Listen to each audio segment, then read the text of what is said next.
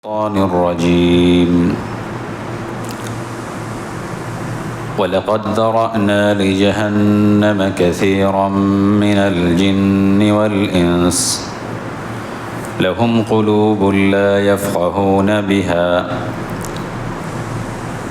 ولهم أعين لا يبصرون بها ولهم آذان لا يسمعون بها أولئك كالأنعام بل هم أضل وأولئك هم الغافلون عن أبي هريرة رضي الله عنه أن رسول الله صلى الله عليه وسلم قال أتدرون ما المفلس قالوا المفلس فينا من لا درهم له ولا متاع فقال إن المفلس من أمتي من يأتي يوم القيامة بصلاة وصيام وزكاة إلى آخر الحديث। সমস্ত প্রশংসা সেই মহান রব্বুল আলামিনের জন্য। দরুদ ও সালাম বর্ষিত হোক মুহাম্মদুর রাসূলুল্লাহ সাল্লাল্লাহু আলাইহি ওয়াসাল্লামের উপর। আল্লাহুম্মা সাল্লি আলাইহি আল্লাহুম্মা বারিক আলাইহি। আমরা একটা দুটো করতে করতে রোজা পালন করছি। আজকে প্রায় 25টা রোজার কাছাকাছি এসে আমরা পৌঁছে গেছি। সম্ভবত আমাদের হাতে আর 4 থেকে 5টা দিন আছে এবং রমজান মাসের এটা শেষ জুম্মা। রমজান মাসের এই যে জুম্মা আমরা যারা উপস্থিত আছি কোনোদিন আর কেউ পাবো কিনা জানি না, হয়তো পরবর্তীতে আমরা জুম্মা পাচ্ছি, কিন্তু রমজান মাসের জুম্মা হয়তো যারা উপস্থিত আছি অনেকে হয়তো সেদিন অনুপস্থিত থাকব। তো আমরা এই রমজান মাসে কি কি সঞ্চয় করলাম? আমরা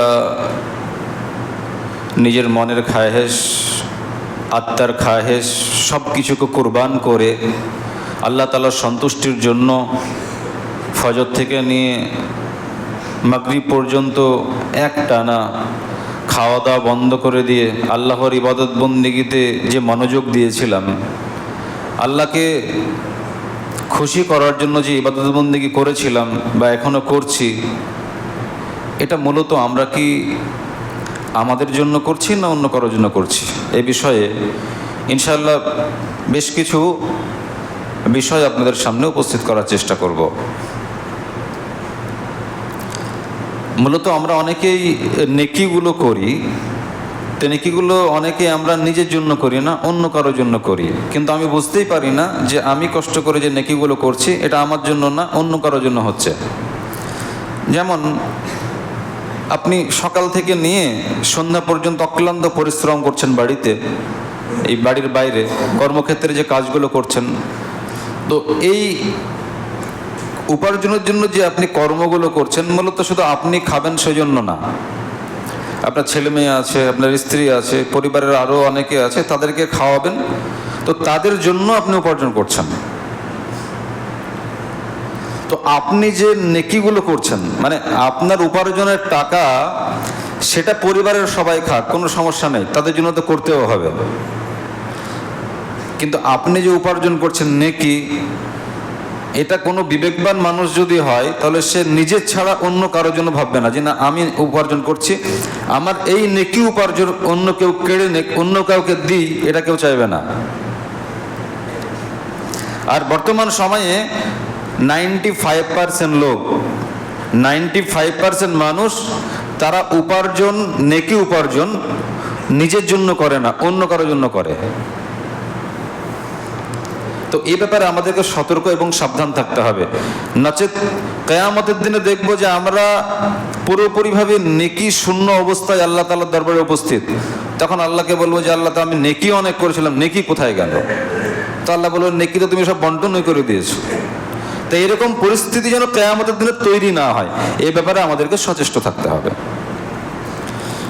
আল্লাহ তাআলা সূরা বানী ইসরাঈল আয়াত নাম্বার 36-এর মধ্যে বলেছেন, ওয়ালা তাকফু মা লাইসা লাকা বিহি ইলম ইন্নাস সামআ ওয়াল বাসারা ওয়াল ফুআদা কুল্লু উলাইকা কানা আনহু মাসউলা। যে ব্যাপারে তোমার জ্ঞান নেই ওয়ালা তাকফু, তোমরা পিছনে পড়ো না, মা লাইসা লাকা বিহি ইলম, যে ব্যাপারে তোমার জ্ঞান নেই, ইলম নেই, তার পিছনে খবরদার পড়বে না, তার অনুসরণ করবে না। ইন্নাস সামআ ওয়াল বাসারা, নিশ্চয় চোখ, কান, ওয়াল ফুআদা, হৃদয়, কিয়ামতের দিনে এই প্রত্যেকটা জিনিস জিজ্ঞাসিত হবে, ওদেরকে জিজ্ঞাসা করা হবে। আপনি কান দিয়ে কি কি শ্রবণ করেছেন, চোখ দিয়ে কি দেখেছেন, অন্তরে সারাদিন কি ভেবেছেন। তো এই তিনটে জিনিসকেই আল্লাহ তাআলা কিয়ামতের দিনে জিজ্ঞাসা করবেন যে এই কান দিয়ে তুমি কি কি শুনেছিলে, চোখ দিয়ে কি কি দেখেছিলে, অন্তরে কি কি ভেবেছিলে।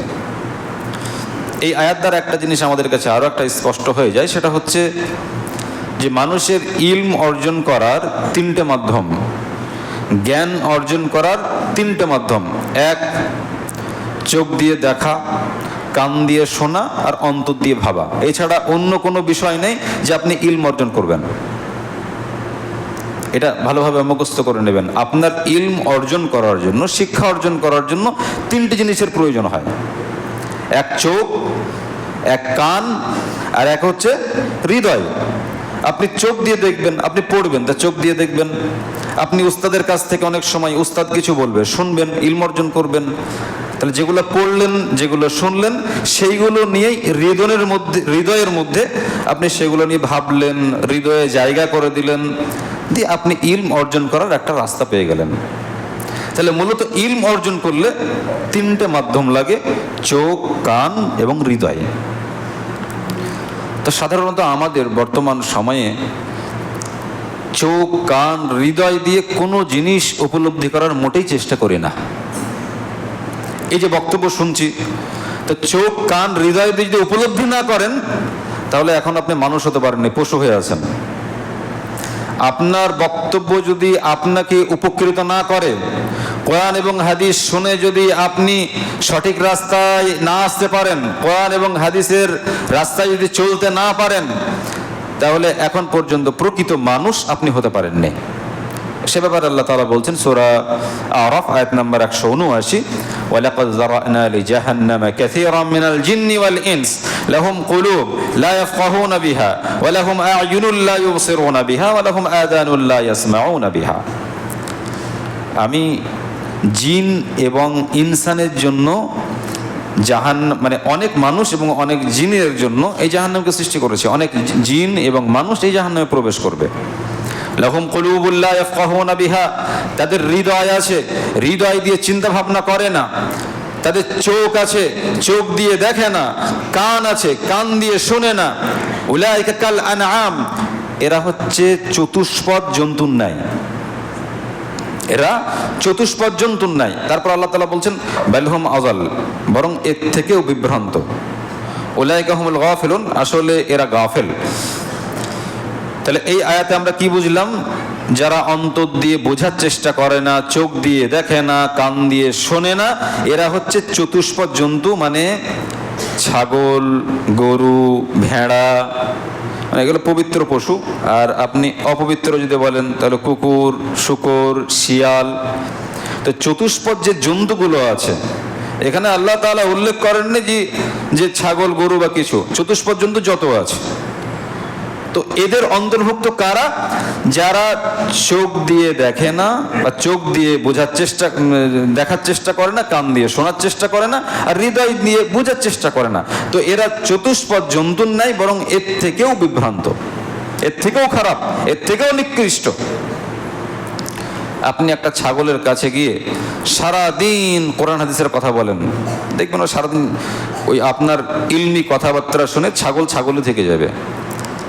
একটা গরুকে আপনি সারাদিন তালিম দেন, সারাদিন কোরআন হাদিসের কথা শোনান, ও গরুই থাকবে, বিন্দুমাত্র আপনার কোরআন হাদিস শুনে উপকৃত হতে পারবে না। তো আমাদের সমাজেও কিছু গরু, ছাগল এরকম আছে, কোরআন হাদিসের কথা যতই বলেন না কেন, ওই ছাগল গরুর কাছে গিয়ে বলা যেমন, তার কাছে বলাও তেমন। তো আল্লাহ তাআলা বলছেন উলাইকা কাল আনআমি বাল হুম আযাল, তো এরা হচ্ছে চতুষ্পদ জন্তুর ন্যায়, এদের হৃদয় আছে, হৃদয় দিয়ে কোনোদিন উপলব্ধি করে না, বোঝার চেষ্টা করে না, কান আছে, যতই হাদিস কোরআন বলা হোক না কেন কোনোদিন শুনবে না, এবং শুনে জীবনযাপন করার চেষ্টা করবে না, চোখ দিয়ে ভালো কিছু দেখবেও না। যেমন চতুষ্পদ জন্তু না কিছু ভালো কিছু দেখে, না কান দিয়ে ভালো কিছু শুনে, না শিক্ষা গ্রহণ করার চেষ্টা করে, না শোনার পরে অন্তর দিয়ে সেটাকে নিয়ে ভাবার চেষ্টা করে। সম্মানিত উপস্থিতি, বড় আফসোসের সহিত বলতে হয়, যখন আমাদের সোসাইটি এই অবস্থার সম্মুখীন হবে, সোসাইটির মানুষ যখন আস্তে আস্তে কোরআন হাদিস বুঝবে না, শুনবে না, দেখবে না, তখন পুরো সমাজের মানুষ যখন পথভ্রষ্ট হয়ে যাবে, চতুষ্পদ জন্তুর ন্যায় হয়ে যাবে, তখন এই সমাজে, এই সোসাইটিতে ইসলাম বলে আর কিছু থাকবে না।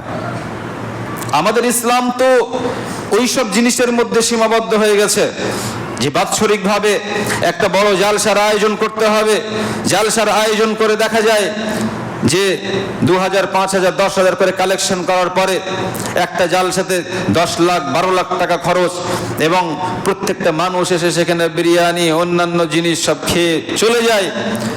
সারা রাত্রি ধরে জালসা হয়, এক রাত্রিতে 10 লাখ 12 লাখ টাকা খরচ হয়ে যায়। মানুষ যে বেনামাজি ছিল সেরকম থেকে যায়, যেমন ভাবে তারা অমানুষ ছিল সেই অমানুষ থেকে যায়, আর মিডিল থেকে এক রাত্রিতে 10 থেকে 12 লাখ টাকা ধ্বংস হয়ে যায়। তারপরে এই যে আমরা মাঝে মধ্যে বড় ইফতারির ব্যবস্থা করি, ইফতারের ব্যবস্থা করে দেখা যায় যে 1 লাখ 2 লাখ 50,000 60,000 20,000 30,000, এটা তো একজন করে না, মাঝে মধ্যেই হয়। তো দেখা যায় একটা সিজনে একটা এলাকাতে দেখা যাচ্ছে হয়তো 20 লাখ 30 লাখ হয়তো ইফতারের পেছনেই পার্টি করে খরচ হয়ে যায়। তাহলে এটা ইসলামকে টিকিয়ে রাখার জন্য চিরস্থায়ী এটা কোনো ব্যবস্থাপনা নয়। যদিও ইফতার করানো নেকির কাজ, আমি যে বিষয়টা বলতে চাইছি, মানুষ যেন সমাজে পশু না থাকে, মানুষ যেন কোরআন এবং হাদিস উপলব্ধি করতে পারে, শোনার পরে মানার যে মন মানসিকতা সেটা যেন তৈরি করতে পারে, সেই জন্য আমাদেরকে ইসলামিক নলেজ অর্জন করতে হবে। বড় বড় জালসা দিয়ে, বড় বড় ইফতার পার্টি করে ইসলামের বিন্দুমাত্র কোনো উপকার করতে পারবেন না। আপনি বিশাল ইফতারের আয়োজন করে দিয়ে মানুষকে খাইয়ে দিলেন, ওরা ইফতার কেন করাতে হয়, কেন রোজা রেখেছি এটাই যদি না জানে, তাহলে আপনি ওই ইফতার পার্টি করে কি লাভ করে বোঝাতে যাচ্ছেন? কি হবে ওতে? মানুষকে জালসা শোনাচ্ছেন, লাখ লাখ টাকা খরচ করে এক রাত্রিতে 10 লাখ 12 লাখ শেষ হয়ে যায়, আপনি কি বোঝাচ্ছেন ইসলামের? কি হচ্ছে ওতে? আমি গত জুম্মাতে আপনাদের সবার কাছে বলেছিলাম আপনাদের আলের উপরের অবস্থা খুব ভয়াবহ। ইসলাম থেকে পিছু হটতে হটতে এমন জায়গায় পৌঁছে গেছে, একটা দিন আসবে যে ইসলামের নাম নিশানাই হয়তো এলাকাতে থাকবে না। আমি বলেছিলাম যে আপনারা এখানে ধনী মানুষ আছেন, কোটি কোটি টাকার মালিক আছেন, তারা যদি যাকাত বের করেন এখানে একটা নয় কয়েকটা মাদ্রাসা চলবে। আলহামদুলিল্লাহ, কয়েকজন বললেন যে ইনশাআল্লাহ আমরা ব্যবস্থা করছি, দেখছি, কেন হবে না, হবে। তারপরে নাকি কিছু বেকুফ মানুষ, আল্লাহ তাআলা আকল দেননি, তারা বলেছে যে মাদ্রাসার জন্য কে ভিক্ষা করে বেড়াবে। আমি যে কথাগুলো এখানে বলছি, তা আমি তো ওই মাদ্রাসাতে পড়াশোনা করে বলছি, তো এই ভিক্ষুককে কেন এখানে রেখেছো? তোমরাই বক্তব্য দাও না, তোমরাই বক্তব্য দেবে। তুমি যে বলছো ভিক্ষা করে কে বেড়াবে, তা আমি শিক্ষা অর্জন করেছি কোথায়? মাদ্রাসাতেই তো। হ্যাঁ, ভিক্ষা করার যে রীতি রেওয়াজগুলো মাদ্রাসাতে আছে, সিস্টেমগুলো আছে, এগুলো চেঞ্জ করতে হবে। যে বড় গাড়ি নিয়ে চলে আসছে, মাইকিং করে রাস্তাঘাটে ভিক করে বেড়াচ্ছে, এগুলো অবশ্যই ইসলাম ঘৃণা করে, এগুলো অবশ্যই চলবে না। দোকানে দোকানে গিয়ে কোনটা হিন্দুর দোকান মুসলিমের দোকান কিছুই জানা নাই, আসসালামু আলাইকুম মাদ্রাসা থেকে এসেছি, কাউকে চেনেও না জানে না, এইসব পন্থা বন্ধ করতে হবে। তাহলে আপনি বোঝাতে চাইছেন যে মাদ্রাসা মানেই ভিক্ষাবৃত্তি করতে হবে। তাহলে কোরআন এবং হাদিস এগুলো ভিক্ষুকদের। আপনার যদি মন মানসিকতার কথা এরকম থাকে, আপনার কথাবার্তা যদি এরকম থাকে, তাহলে আপনি ঈমানকে ধ্বংস করে ফেলেছেন। এখন আপনাকে লা ইলাহা ইল্লাল্লাহ পরে আবার ইসলাম কবুল করতে হবে। ইসলাম সম্পর্কে এরকম কটাক্ষ করতে পারেন কিভাবে? আপনাকে বিবেক বুদ্ধি সমস্ত কিছু সব ধ্বংস করে ফেলেছেন। আপনি কি পশু হয়ে গেছেন, চতুষ্পদ জন্তু হয়ে গেছেন? এইসব কথাগুলো কোন সাহসে আপনি বলেন? আপনার কথার কারণে যদি একটা ইসলামী প্রতিষ্ঠান গড়ে না ওঠে, আপনার কথার কারণে যদি মাদ্রাসা বন্ধ হয়ে যায়, নিশ্চিতভাবে কিয়ামতের দিনে এই এলাকার যত ছেলে মেয়ে ধ্বংস হচ্ছে, যারা ইসলাম থেকে দূরে হটে যাচ্ছে, জাহান্নামে যদি যায়, আপনার গলা ধরে জাহান্নামে আপনাকে নিয়ে যাবে। কিসের মরল মাতব্বর হয়েছেন আপনি? আপনার জ্ঞান বুদ্ধি সমস্ত কিছু নষ্ট করে ফেলেছেন আপনি। সেই জন্য আল্লাহ তাআলা বলছেন, ওয়ালা তাকফু মা লাইসা লাকা বিহি ইলম ইন্নাস সামআ ওয়াল বাসারা ওয়াল ফুআদা কুল্লু উলাইকা কানা আনহু মাসউলা। যে বিষয়ে তোমার জ্ঞান নেই, তোমার ইলম নেই, তার পিছনে খবরদার পড়বে না। তোমার জ্ঞান নেই তো তার পিছনে কেন যাও? তোমার যে জ্ঞান আছে সেই জ্ঞানে তুমি থাকো। তুমি যদি ব্যবসা করো, ব্যবসা নিয়ে থাকো। তুমি যদি ছাগল চড়াও, ছাগল চড়াও নিয়ে থাকো। তুমি যদি গরুর ব্যবসা করো, গরুর ব্যবসা নিয়ে থাকো। তুমি যেটা করো সেটা নিয়ে থাকো। যে ব্যাপারে জ্ঞান নেই তার পেছনে তুমি কেন পড়ো? ইন্নাস সামআ, তোমার কান, তোমার চোখ, তোমার অন্তরকে কাল কিয়ামতের দিনে জিজ্ঞাসা করা হবে, তুমি অন্তর দিয়ে কি ভেবেছিলে, তোমার মনের মধ্যে কি শয়তানি ছিল, কিয়ামতের দিনে সবকিছু জিজ্ঞাসা করা হবে। সম্মানিত উপস্থিতি, আমি যে বিষয়টা বলতে চাইছি, আপনাদের এলাকার যে ভয়াবহতা, মাদ্রাসার জন্য বলেছিলাম, কিছু মানুষ জমি জায়গা দেওয়ার কথাও বলেছে। আমাকে কয়েকজন বলল যে আপনি মাদ্রাসার জন্য যতই বলেন এখানে মাদ্রাসা হবে না। তা মাদ্রাসা হবে না তো আমি কি করব? আপনারা বুঝবেন, হিসাব আপনারা দেবেন। আমার বলার কর্তব্য আমি বলে দেবো, বলার কর্তব্য বলে দিয়েছে। এখন আপনার ছেলে মেয়েদের ধ্বংস হয়ে ওরা জাহান্নামে যাবে, সেটা আপনাদের দায়িত্ব, সেটা আপনাদের দায়িত্ব। আজকে আমি এখানে কথা বলছি, কোরআন এবং হাদিস থেকে কথা বলছি। এমন একটা দিন আসবে এখানে দাঁড়িয়ে কোরআন এবং হাদিসের কথা বলে লোক থাকবে না। কয়েকদিন ধরে আমি কয়েকজন এখানে আদায় করতে এসেছে, তা আলখাল্লা পরে এসেছে। ওরা সব মৌলবি বলেই পরিচয় দিয়েছে, মৌলবি কিনা আমি জানি না।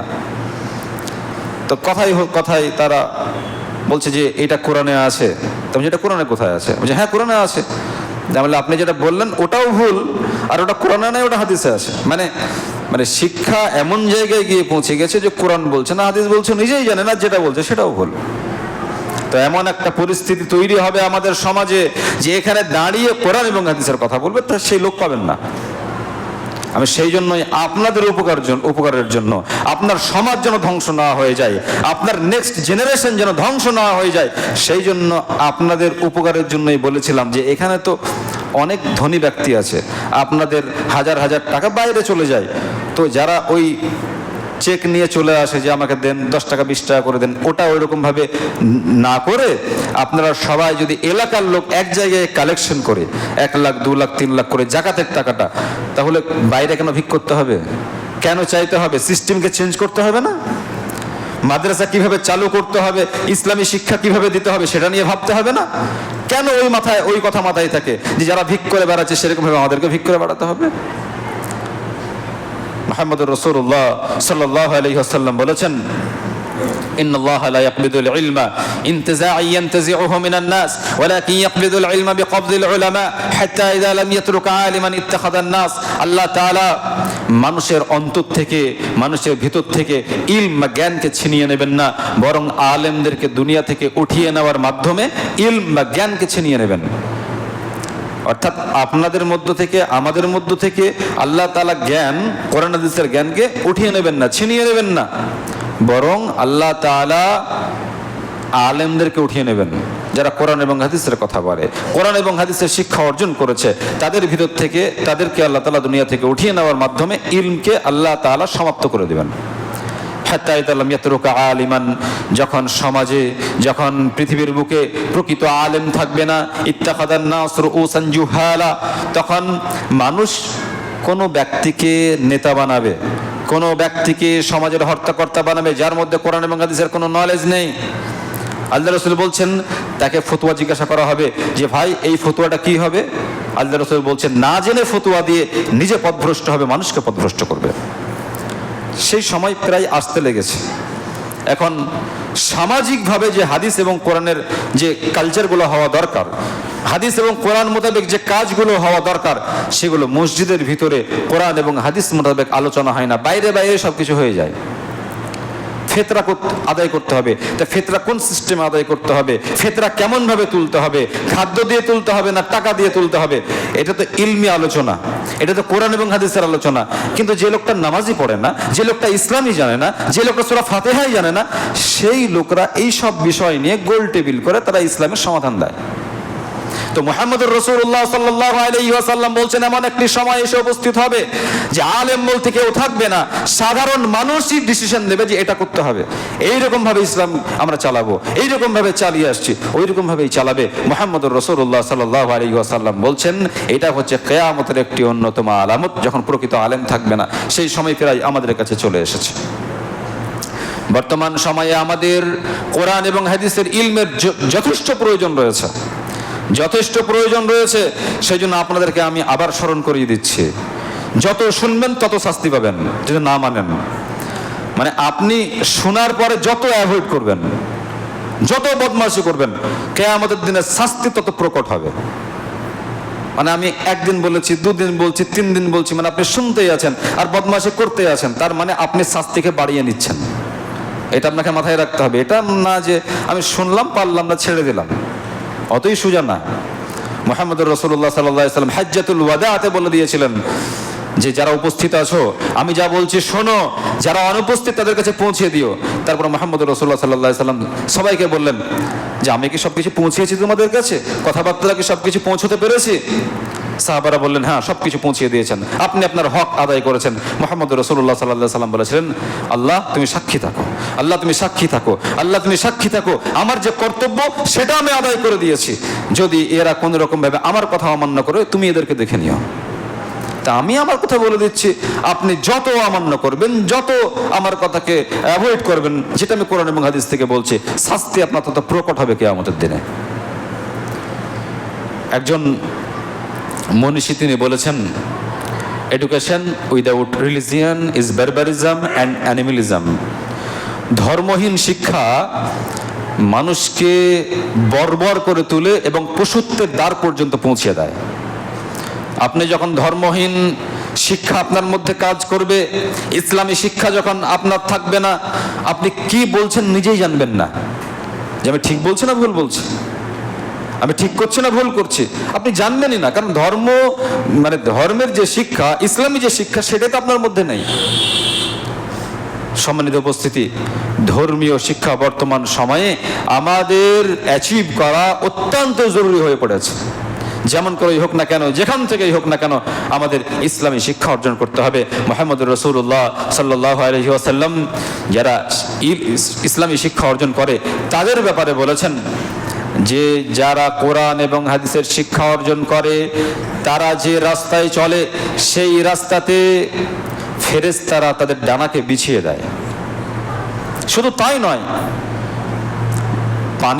পানির গভীরে যে মাছ আছে সেই মাছ পর্যন্ত একজন আলেমের জন্য ক্ষমা প্রার্থনা করে, তার জন্য দোয়া করে, জীবজন্তু দোয়া করে তার জন্য। কারণ আলেম মাত্র ভুল হতে পারে।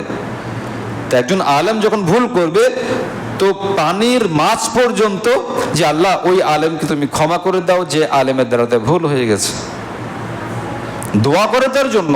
তা আলেমদের মর্যাদা কত, তো সেই আলেমদের জন্য কেউ যদি বলে যে এই ভিক্ষাবৃত্তি বা এই মাদ্রাসা চালালে ভিক্ষা করে বেড়াতে হয়, তার মানে আপনি মুহাম্মদুর রাসূলুল্লাহ সাল্লাল্লাহু আলাইহি ওয়াসাল্লামের উপরে 23 বছর যাবত যে কোরআন নাজিল হয়েছে সেই কোরআনকে আপনি অপমান করেছেন, সেই কোরআনকে আপনি ফকিরি বিদ্যা বলেছেন। তো আপনি যদি ফকিরি বিদ্যা কোরআনকে বলেন, মাদ্রাসার শিক্ষাকে আপনি ফকিরি বিদ্যা বলেন, মাদ্রাসা চালাতে হলে ভিক করে বেড়াতে হবে, এই কথা যদি আপনি বলেন, তাহলে আপনি আপনার ঈমান কোথায় রেখেছেন আপনি নিজেই বিবেচনা করুন। আপনি তো মুহাম্মদুর রাসূলুল্লাহ সাল্লাল্লাহু আলাইহি ওয়াসাল্লামের উম্মত বলেন। যদি সেটাই হয় তাহলে আলেম দ্বারা তো খুতবায় বা কেন শুনবেন? তারা তো সেই সব প্রতিষ্ঠান থেকে পড়াশোনা করে এসেছে। আমাদেরকে এইসব বিষয়গুলো নিয়ে ভাবতে হবে যে কি কথা আমি বলছি, আমার মুখ থেকে কোন কথা বের হচ্ছে। মা ইয়ালফিযু মিন কাওলিন ইল্লা লাদাইহি রাকীবুন আতীদ। মানুষ যে কথা বলে তৎপর প্রহরী, আমাদের দুই কাঁধে দুজন ফেরেশতা আছে, সঙ্গে সঙ্গে সেটা লিপিবদ্ধ করে নেয় আমি কোন কথা বলছি। এতক্ষণ ধরে যে কথা বললাম একটা কথাও বাদ যায়নি, কোন কথা আমি বলেছি, সমস্ত কিছু লিপিবদ্ধ করা হয়ে গেছে। সম্মানিত উপস্থিতি, আমি আপনাদেরকে বারবার স্মরণ করানোর জন্য বলছি, এমন কোনো কথা বলবেন না, এমন কোনো কাজ করবেন না যার জন্য কিয়ামতের দিনে আপনাকে শাস্তির সম্মুখীন হতে হচ্ছে, এবং আপনি যে নেকি উপার্জন করছেন তার জন্য কিয়ামতের দিনে আপনি ভুল ভ্রান্তি করার জন্য, কারোর জন্য কিছু বলার জন্য আপনার নেকি কেটে অন্য কাউকে দিতে হচ্ছে। এটা যেন কিয়ামতের দিনে না ঘটে, এখন থেকে আপনাকে সচেষ্ট থাকতে হবে এ ব্যাপারে আপনাকে তৎপরতা গ্রহণ করতে হবে। আমি যে কোনো কথা ওপেন বলতে ভালোবাসি, কোনো কথা লুকিয়ে রেখে কে আমার শত্রু হয়ে গেল, কে আমার বন্ধু দিয়ে দুশ্মন হয়ে যাবে, এইসব ব্যাপারে আমি কিছু দেখি না। কোরআন এবং হাদিসের ক্ষেত্রে আমি আমার ভাই বাপ সবারই সঙ্গে একই রকমভাবে আমি চলি। বেশ কিছুদিন থেকে আসলে এগুলা বদমাশি করে বলেছে না দুশ্মনী করে আমি জানি না। আচ্ছা, কোরআন এবং হাদিসের কথা কারো কাছে যদি কড়া লাগে, তাহলে বদমাশি করে ফালতু কথা কেন বাইরে রটাবে? আমি বেশ প্রথম রোজার দিক থেকেই বেশ কিছু কথা শুনছিলাম, তো আমি ভাবছিলাম যে হয়তো দু একজন বলছে, ছেড়ে দিই। আমি সেরকমভাবে কোনো গুরুত্ব দিচ্ছিলাম না। আমাকে বারবার কয়েকজন জিজ্ঞাসা করলো যে আপনার দুটো স্ত্রী না তিনটে স্ত্রী? তবে দুটো স্ত্রী তিনটে স্ত্রী কথা বুঝলাম না ঠিক। ঠিক আছে, ও হয়তো ভুল বললো। অন্য আবার বলছে, ভাই একটা কথা জিজ্ঞাসা করতাম, কী খবর? তো বলছে, আপনার যে বড় ছেলেটার কোন পক্ষের? তার মানে বদমাশি করে কেউ রটিয়েছে যে আমার বড় ছেলেটা আগের পক্ষের, আর আমার যে স্ত্রী এখানে রমজান মাসে নিয়ে এসেছি 1 মাসের জন্য, তো আমার ছেলেকে দেখে বলছে যে এটা আগের পক্ষের, আমার স্ত্রী বাড়িতে আছে, আমি ছোট স্ত্রীটাকে এখানে নিয়ে এসেছি। এরকম বদমাশি করে গোটা এলাকাতে রটিয়েছে। আল্লাহ ভালো জানেন কি উদ্দেশ্য তাদের আছে। তবে আমি এই কথাটা স্পষ্ট করি, আসলে আমি যখন বিবাহ করি তখন আমার বয়স মাত্র 17, আর আমার স্ত্রীর বয়স 13। তা আমার ছেলেটার বয়স এখন 13+। তা আমার ছেলেকেও জিজ্ঞাসা করেছে যে তুমি কোন পক্ষের। তো এগুলো এত খারাপ লাগে যে একটা বাচ্চা ছেলে, তা আমি যা হলাম, তো ওকেও জিজ্ঞাসা করছে, আমার স্ত্রীকে ধরে জিজ্ঞাসা করছে, খুব পেরেশানির মধ্যে আছে। তা আমি ঠিক আছে, আমি খুতবাতে এই বিষয়টা ক্লিয়ার করব। তো এটা কে রটিয়েছেন আল্লাহ ভালো জানেন, কি উদ্দেশ্য নিয়ে রটিয়েছেন। কিয়ামতের দিনের জন্য আপনাকে জবাবদিহি করতে হবে। তো যদি আমার দুটো স্ত্রী থাকে, তো আমার তো কোনো পাপ নেই, ঠিকই তো আছে। কিন্তু স্ত্রী অবশ্য আমার একটা, আমার দুটো বিয়ে কোনোদিন হয়নি, আর আল্লাহ যদি চান্দা হলে হতে পারে, সেটা আলাদা বিষয়, সেটা ভিন্ন বিষয়। কিন্তু আগে থেকে এইসব কথা কেন রটায়? যেমন মুহাম্মদুর রাসূলুল্লাহ সাল্লাল্লাহু আলাইহি ওয়াসাল্লামকে নিয়ে অমুসলিমরা বিভিন্ন রকমের কটূক্তি করে, যে ওদের নবী সে এতটা বিয়ে করেছে, এই স্ত্রী সেই স্ত্রী, এগুলো অমুসলিমরা করে, ইসলামকে নিয়ে হাসাহাসি করে। তো সেই জিনিসটা মুসলিমদের মধ্যে ঢুকে গেছে। যাদের দুটো স্ত্রী আছে, তিনটে স্ত্রী আছে, 4টে স্ত্রী আছে, হালাল, সেটা নিয়ে কেউ যদি কটাক্ষ করে, ঠাট্টা বিদ্রুপ করে, তাহলে সে কোরআন এবং হাদিসকে নিয়ে বিরোধিতা করবে, সেটা নিয়ে কটাক্ষ করবে, ইসলাম থেকে সে খারিজ হয়ে যেতে পারে, আশঙ্কা আছে। আমি আবার স্পষ্ট করি, কোনো ব্যক্তির দুটো স্ত্রী আছে, তিনটে স্ত্রী আছে, 4টে আছে, 4টে পর্যন্ত সীমাবদ্ধ করে দিয়েছে ইসলাম। যদি থাকে আর তাকে নিয়ে যদি কেউ কটাক্ষ করে, ঠাট্টা বিদ্রুপ করে, তাহলে সে ইসলামকে নিয়ে ঠাট্টা বিদ্রুপ করেছে, হাসি মজাক করেছে, তার ঈমান ধ্বংস হয়ে যাওয়ার সম্ভাবনা রয়েছে। ইসলামিক কোন রুলসকে নিয়ে কেউ হাসাহাসি করা, কোন রকম ভাবে কটাক্ষ করা, এটা জায়েজ নয়, এটা হারাম। এটা অমুসলিম কাফেররা করে। যেমন ভাবে মুহাম্মদুর রাসূলুল্লাহ সাল্লাল্লাহু আলাইহি ওয়াসাল্লামকে নিয়ে ওরা বারবার করে আসছে যে মুহাম্মদুর রাসূলুল্লাহ সাল্লাল্লাহু আলাইহি ওয়াসাল্লামের এতটা স্ত্রী, আয়েশাকে বিয়ে করেছে, অমুককে বিয়ে করেছে, তমুককে বিয়ে করেছে। তো তোমার বাপের কি? তোমাদের যে সাধু বাবারা আছে, তোমাদের যে বাবারা আছে, তাদের দেখো কতটা স্ত্রী, 16,000, 17,000, 20,000 করে আছে, ওগুলো আগে দেখো। ইসলাম তো সীমাবদ্ধ করে দিয়েছে 4 জন পর্যন্ত। আমি যে বিষয়টা বলতে চাইছি, ইসলামিক রুলস নিয়ে অমুসলিমরা তো কটাক্ষ করে, তো মুসলিম সমাজে এখানেও ঢুকে গেছে যে এরা বহু বিবাহ নিয়ে এরাও হাসি মজাক করে ফেলেছে, হাসি মজাকের তামাশা বানিয়ে ফেলেছে। অতএব কোনো ব্যক্তি সম্পর্কে ভালোভাবে না জেনে আপনি কোন রকমের কোনো উক্তি করবেন না। এটা হারাম, এটা জায়েজ নয়। একটা হালাল জিনিস কিনে কেন আপনি ঠাট্টা মজাক বানাবেন? অনেক আলেম ওলামা আছেন, তারা ইসলামের স্বার্থে অনেক কারণে তারা বিবাহ করেছেন, সেটা তার ব্যাপার, আপনার মাথায় কামানোর কি আছে? আপনার প্রয়োজন হলে আপনি করবেন, কেন আপনি এটাকে নিয়ে আপনি হাসি মজাক বানাবেন, আপনি খোরাক বানাবেন? অতএব এ ব্যাপারে সাবধান হবেন। আসলে আপনাদের মধ্যে ইলম না থাকার জন্য, শরীয়তি জ্ঞান না থাকার জন্য এইসবগুলো আপনার দ্বারাতে ঘটছে। সম্মানিত উপস্থিতি, আমি যে বিষয়টা বলতে চাই সেটা হচ্ছে, রমজান মাসে আপনি যে নেকি করছেন, এই নেকিগুলো আপনার জন্য না অন্য কারোর জন্য, এটা হচ্ছে মূল বিষয়। তো আপনি ইসলামের জন্য অনেক কিছু বলছেন, কোনো ব্যক্তিকে আপনি কোনো রকমভাবে আঘাত করছেন, তো এই বিষয়গুলোর জন্য কেউ যদি দাবি করে রাখে, এর জন্য যদি কিয়ামতের দিনে আপনাকে পাকড়াও করে, তাহলে যে নেকিগুলো করছেন এই নেকিগুলো সম্পূর্ণ তার কাছে চলে গিয়ে আপনাকে জাহান্নামে নিক্ষেপ হতে হবে। অতএব আপনাকে সাবধান থাকতে হবে ব্যাপারে যে আপনি কোন কথা বলছেন।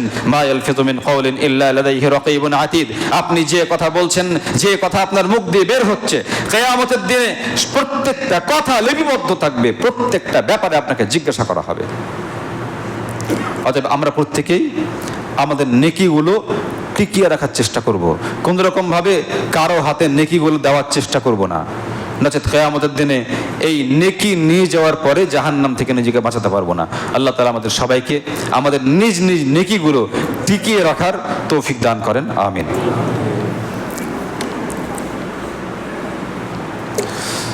আলহামদুলিল্লাহ রাব্বিল আলামিন ওয়াস সালাতু ওয়াস সালামু আলা রাসূলিহি মুহাম্মদ ওয়া আলা আলিহি ওয়া আসহাবিহি আজমাইন।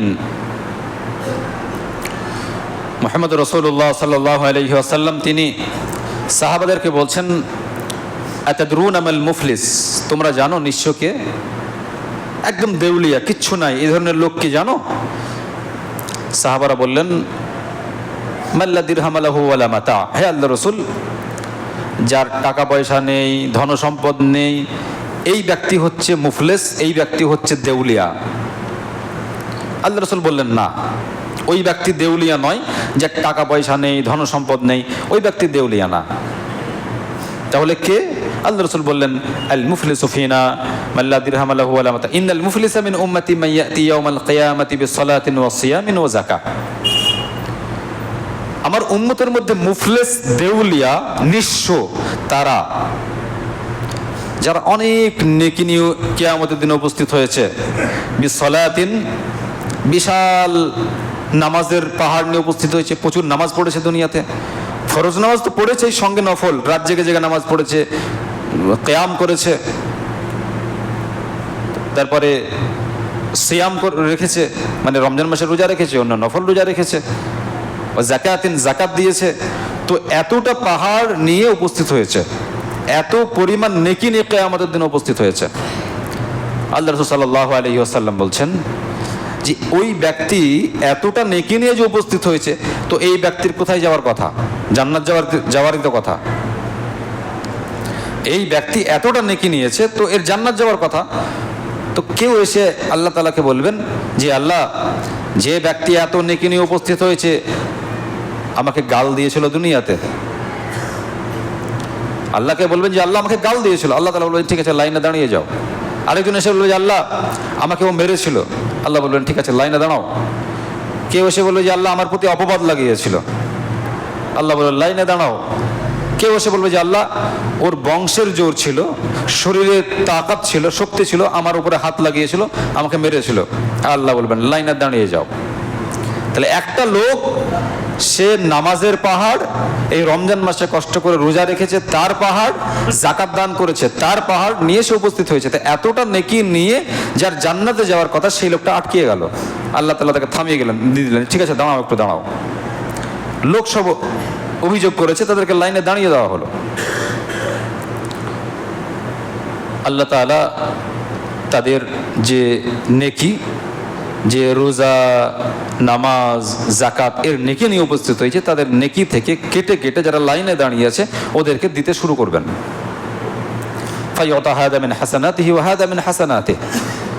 যখন নেকি দিতে দিতে দেখবে যে লাইনে যারা দাঁড়িয়ে আছে ওদেরকে দেওয়া হয়ে গেছে, আর না, ওদেরকে নেকি দিতে দিতে নেকি শেষ হয়ে গেছে, কিন্তু লাইনে এখন লোক দাঁড়িয়ে আছে,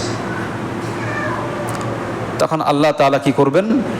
যারা লাইনে দাঁড়িয়ে আছে ওদের গুনাহগুলোকে নেবেন, নেওয়ার পরে এই লোকটার ঘাড়ে চাপাবেন যে লোকটা নামাজ, রোজা, জাকাত, অন্যান্য ভালো আমলের নেকি নিয়ে পাহাড় পাহাড় নেকি নিয়ে উপস্থিত হয়েছিল, তার নেকিগুলো ধ্বংস হয়ে যাওয়ার পরে ওই লোকটার ঘাড়ে কাতারের লোক থেকে যারা দাঁড়িয়ে আছে, গুনাহ আছে, ওদের গুনাহগুলো এর ঘাড়ে চাপিয়ে ফাতুরিহাত আলাইহি সুম্মা তুরিহা ফিন্নার, জাহান্নামে নিক্ষেপ করবে।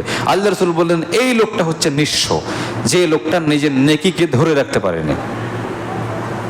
অর্থাৎ আমরা যারা নেকি করছি, আমাদের নেকিগুলো যদি আমরা ঠিকভাবে গচ্ছিত রাখতে না পারি, কারো জন্য যদি বদনাম করি, কারো প্রতি যদি অপবাদ লাগাই, কাউকে যদি গালিগুলোজ করি, কাউকে যদি মারধর করি, কারো জন্য যদি গীবত করি, তাহলে কিয়ামতের দিনে আল্লাহ তাআলা ওই ব্যক্তির জন্য, যে ব্যক্তির গীবত করা হয়েছে, ওই পরিমাণ নেকি দিয়ে দেবেন যে ব্যক্তি গীবত করেছে, যে ব্যক্তি অন্যায় করেছে, যে ব্যক্তি মেরেছে, যে ব্যক্তি অপবাদ লাগিয়েছে, আল্লাহ তাআলা তার নেকি থেকে কেটে কেটে সেই ব্যক্তিকে দিয়ে দেবেন।